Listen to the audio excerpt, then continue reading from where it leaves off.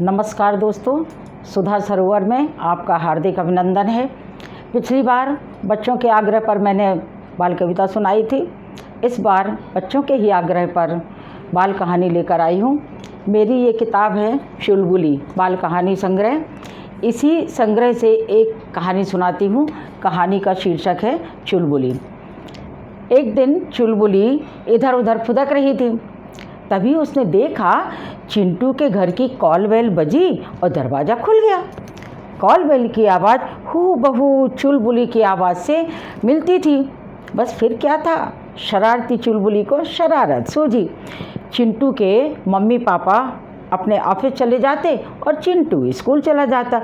घर पर रह जाती अकेली दादी।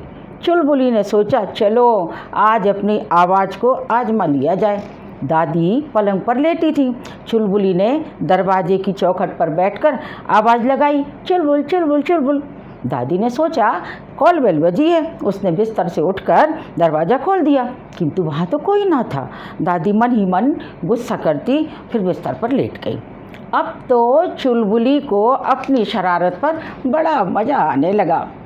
पर दादी भी कम ना थी। उन्होंने ठान लिया कि आज तो इसका पता लगा कर ही रहेंगी। दादी बालकनी में छिपकर बैठ गई।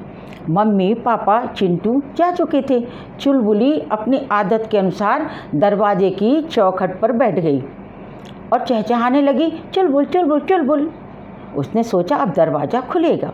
वह थोड़ी देर पेड़ पर बैठी देखती रही, किंतु उसकी मंशा के अनुसार दरवाज़ा ना खुला। दादी ने चुलबुली को देखा तो उन्हें बड़ी हैरानी हुई। बोली, अच्छा तो तू है जो मुझे रोज़ परेशान करती है, अब तुझे मैं मज़ा चखाती हूँ। दादी को मालूम था चुलबुली अपनी आदत के अनुसार फिर आएगी। वे मच्छरदानी का जाल लेकर के छुपकर बालकनी में बैठ गई।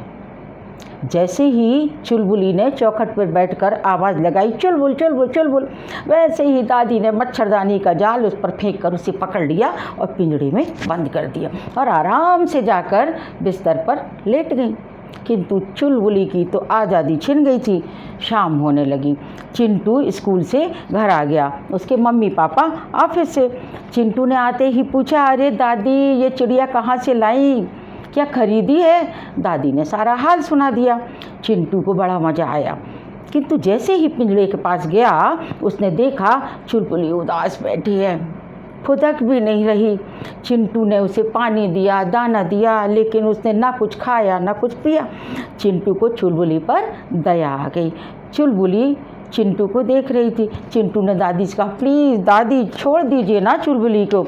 अब वह व्यर्थ में परेशान करने का मतलब समझ गई है।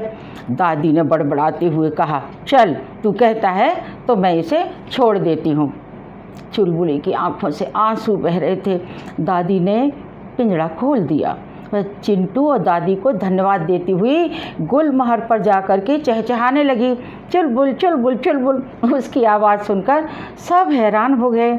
मम्मी पापा ने चिंटू को पक्षियों के प्रति स्नेह और प्यार देखकर उसे बहुत शाबाशी दी।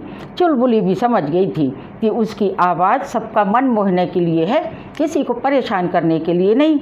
सारे लोग उसकी आवाज़ सुनकर हैरान थे और एक बार चुलबुली ने फिर चहचहाते हुए आवाज़ लगाई, चुलबुल चुलबुल चुलबुल, जैसे वह सब कुछ समझ गई थी। तो बच्चों, ये थी कहानी चुलबुली। कैसी लगी आपको ये कहानी? लाइक करें, सब्सक्राइब करें और शेयर करें। नमस्कार।